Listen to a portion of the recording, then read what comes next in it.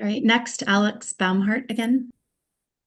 Yeah, obviously, like we're towing into territory that's way beyond constitutional law, and I'm wondering, sort of as a larger dragnet with other maybe Democratic leaders in other states or even Republicans at this point, can you give us a sense of the conversations you're having more broadly nationally about uh, this particular time and temperature and what all of this means?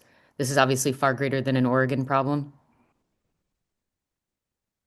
Well, we're Gabriel, I in a don't know if very you want to difficult talk. moment. Oh, go ahead, Mr. Patricia.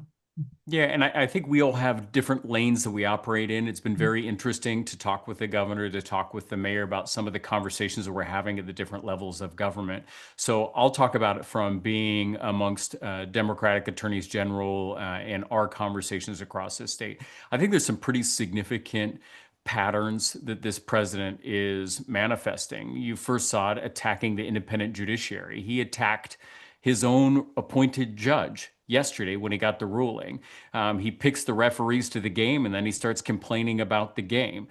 So he has a problem with the independent judiciary. That is a hallmark of our democracy. He starts attacking the press and applying pressure to the free press in our country, another pillar of our democracy. He's outwardly talking about rigging our elections through gerrymandering to maintain control in Congress because he's so fearful of the midterm elections. And now he is normalizing the use of the military across our country in multiple states. And again, just yesterday, he's mobilizing in Illinois. And so, as attorneys general, these are things that we're actively talking about, actively preparing.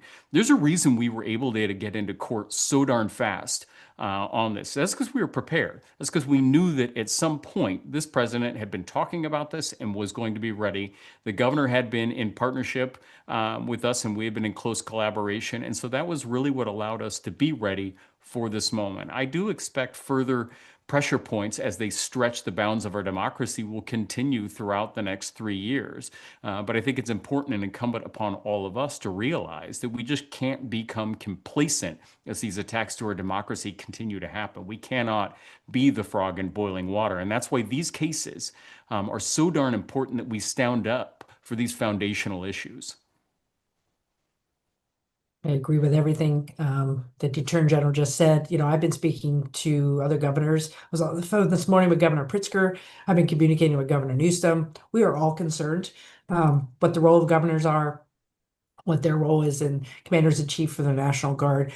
But let's go to earlier last week when the President of the United States spoke to hundreds of generals saying that we need to be able to training our military in the streets of American cities. We cannot normalize the approach he is taking with the military in our own country. It's not warranted. It is unlawful. It is un-American. Local law enforcement has a duty and a responsibility and the skills to manage their local situation. This is a states' rights issue. This is a democratic institution issue.